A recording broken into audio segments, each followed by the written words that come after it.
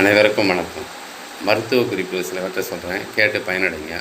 நம்ம பெருமையும் கர்வமும் கொண்டோம்னா இதய நோய் வர அதிக வாய்ப்பு இருக்கிறது.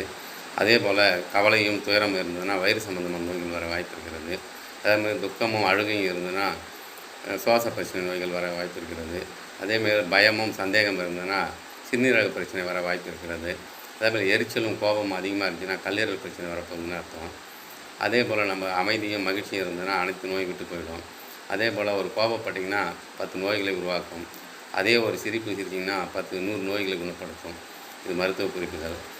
அதே போல் நம்ம தினை அரிசி சாப்பிட்டோம்னா இதயத்துக்கு நல்லது. அதே போல் குதிரைவாலி குதிரை பழம்பிடும்.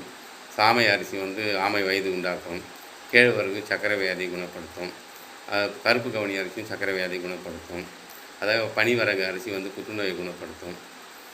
அதே போல் தினை அரிசி இதயத்துக்கு நல்லது. அதுபோல் பண்ணோம் இந்த அரிசிலாம் சாப்பிட்டிங்கன்னா உடம்புக்கு நல்லது. சோளம் சோம்பலை முறிக்கும். கம்பு தெம்பு உடம்புக்கு தெம்பை கொடுக்கும். அதே போல் நம்ம நுரையீரல் சுத்தமாக ஒரு சின்ன டிப்ஸ் சொல்கிறேன். ஒரு 2 டம்ளர் தண்ணி எடுத்துங்க. ஒரு அரை ஸ்பூன் அதிமதுர பொடி எடுத்துங்க. ரெண்டையும் போட்டு கொதிக்க வச்சு வடிகட்டிட்டு ஒரு அரை ஸ்பூன் இஞ்சி சாறு, அரை ஸ்பூன் எலுமிச்சை சாறு, 1 ஸ்பூன் தேன், இது 3ஐயும் கலந்து நைட்டில் தூங்குறதுக்கு அரை மணி நேரத்துக்கு முன்னாடி 3 நாட்கள் குடிச்சின்னு வந்தீங்கன்னா நுரையீரலும் சுத்தமாகிடும். ஆஸ்துமா குணமாகும். இருமல் சளி இருந்தாலும் குணமாகிடும். அதே போல் நரை மறையிறதுக்கு சின்ன வயசுலேயே முடியெலாம் நரைச்சிடும். அவங்களாம் ஒரு 1/4 லிட்டர் நல்லெண்ணெய் எடுத்துக்கோங்க.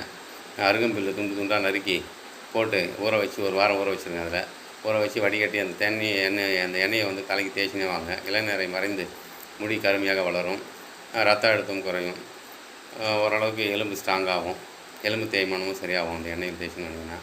அதே போல் சர்க்கரை வெள்ளைக்கிழங்கு அதிகமாக சாப்பிட்டு வந்தீங்கன்னா நம்ம நுரையீரல் புற்றுநோய் வர வாய்ப்பு கம்மி. அதே போல் தைராய்டு கட்டுக்குள் வைத்திருக்கும்.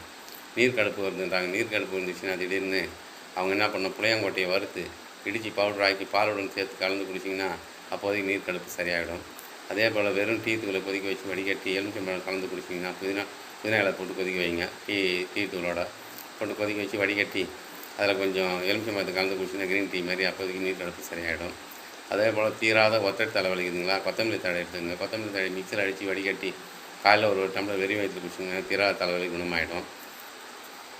அதே போல் கொண்டைக்கடலை அடிக்கடி சாப்பிட்டீங்கன்னா சர்க்கரை வியாதி குணமாகும். கொழுப்பும் கரையும், ப்ரெஷரும் குறையும். நம்ம சேனலை சப்ஸ்கிரைப் பண்ணுங்கள், லைக் பண்ணுங்கள். இன்னும் சில மருத்துவ குறிப்புகளோடு உங்களை சந்திக்கிறேன். நன்றி, வணக்கம்.